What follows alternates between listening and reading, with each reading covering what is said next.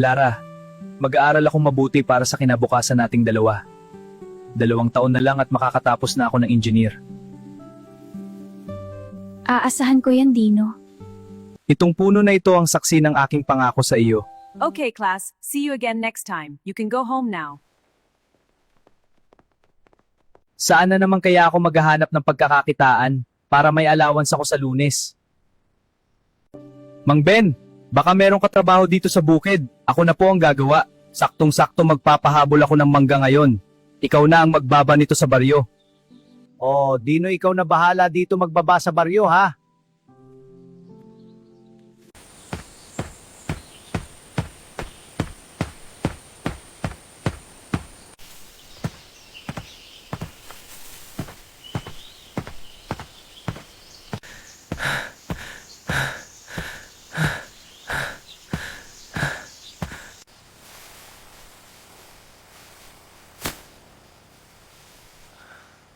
Oh, Dino, ito na ang suhol mo. Maraming salamat sa paghatid ng mga mangga.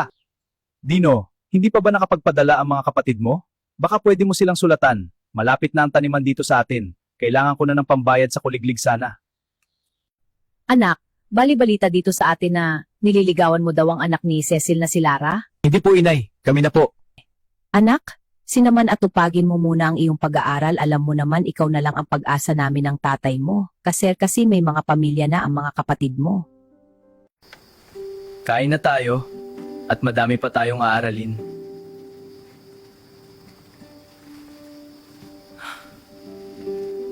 Nako, ito na lang. Ang pera ko aabot kaya ito hanggang sa Biyernes ay dami kasi bayarin.